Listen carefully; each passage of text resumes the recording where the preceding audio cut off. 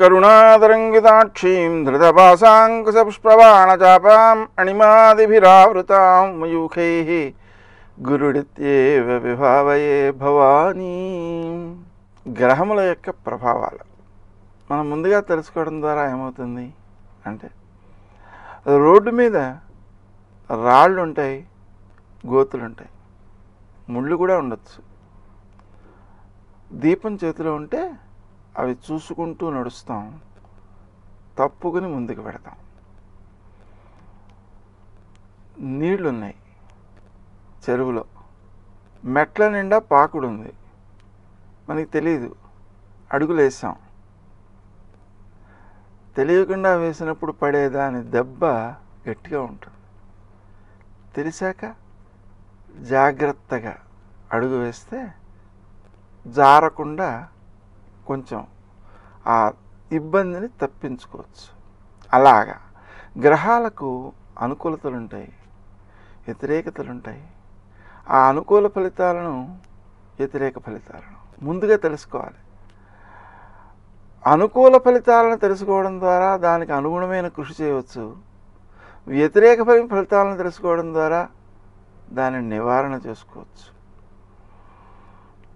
మీలో ఎవరైనా ఈ నివారణలు చేసుకుని, ఆ జపాదులు చేసుకుని దానివలన మంచి ఫలితాలను పొంది ఉన్నట్లయితే కామెంట్స్లో రాయండి. రాస్తే కొందరికి, అంటే ఇంత క్రితం జపాలు చేయని వాళ్ళకు కూడా అది ప్రోత్సాహకరంగా ఉంటుంది, ఆచరిస్తారు. వారు మీ వలన ఆచరిస్తే మీకు కూడా కొంత పుణ్యం దక్కుతుంది. గ్రహముల యొక్క ప్రభావాలను తెలుసుకుందాం, నివారణ తెలుసుకుందాం, ఆచరిద్దాం, ఆనందమయంగా జీవితాన్ని మలచుకుందాం.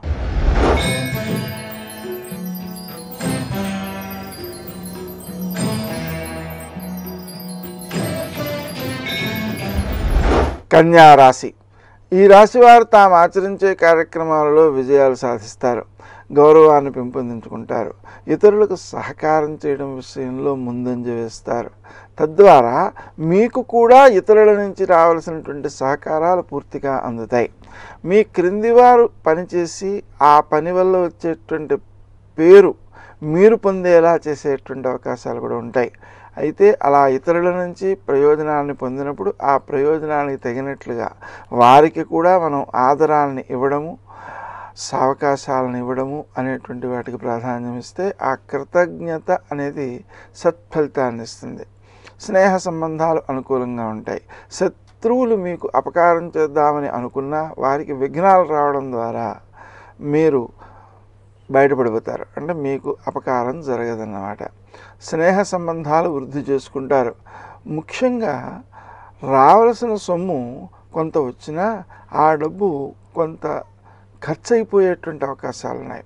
ఆ ఖర్చు కూడా అవసరం లేని వస్తువులు, ఆకర్షణీయంగా ఉన్న వస్తువులు, మన్నిక ప్రాధాన్యం లేని వస్తువులు, వాటి కోసం యుద్ధమయ్యే అవకాశం ఉంది. ఆ విషయంలో ఎక్కువ జాగ్రత్త తీసుకోవాలి. వృత్తి స్థానంలో మీరు చేసేటువంటి పనులు ఇతరులను ఆకట్టుకునేవిగా ఉంటాయి. మీకు శ్రమనిచ్చేవిగా ఉన్నా తాత్కాలికంగా తరువాతి కాలంలో మీకు అభివృద్ధినివ్వడంలో ఈ శ్రమ సత్ఫలితాలను ఇస్తుంది. అందరి నుంచి వచ్చేటువంటి ఆదరం కూడా మీకు ఉత్తమమైన ఫలితాలనే అందజేస్తుంది. ఆరోగ్య విషయంలో కొంత జాగ్రత్త తీసుకోవాలి. దాని నిమిత్తమే క్రీం అచ్యుతానంత గోవింద అనే నామాన్ని జపించుకోవడం ద్వారా అనుకూలమైన ఫలితాలు సిద్ధిస్తాయి. నిద్రా సమయంలో మీకు గాఢ నిద్ర పట్టకుండా కలత నిద్ర అనేటువంటిది కొంత శక్తినివ్వడం తగ్గిస్తుంది. ఆ కారణంగా ధ్యానం చేస్తూ నిద్రపోవడము, అలాగే ముచుకుంద ముకుంద అనేటువంటి నామాలను జపిస్తూ నిద్రించడం వల్ల గాఢ నిద్ర పట్టడంతో పాటుగా మీకు రావాల్సిన శక్తి కూడా ఆ నిద్ర నుంచి ఎక్కువ పొందగలుగుతారు. అనుకోని ఖర్చులు కొంతవరకు ఇబ్బంది పెట్టే అవకాశం ఉంది. ఖర్చు చేసేంత వరకు ఆ ఖర్చు చాలా ముఖ్యమైనది అనిపిస్తూ ఉంటుంది. ఖర్చు చేసేసిన తర్వాత అనవసరంగా ఖర్చు చేసాం అనిపిస్తుంటుంది. ఆ రకమైనటువంటి వాతావరణాల నుంచి మీరు బయటికి రావడం కోసం సుమంతో సుమంతో శ్రీ కార్తవీర్యార్జునాయ నమః అనే మంత్రాన్ని జపించడము, మరియు ఆత్మీయుల ద్వారా, అంటే ఎవరైతే ఆ విషయంలో నిపుణులో వారి ద్వారా ఖర్చు చేయించడము మంచిది.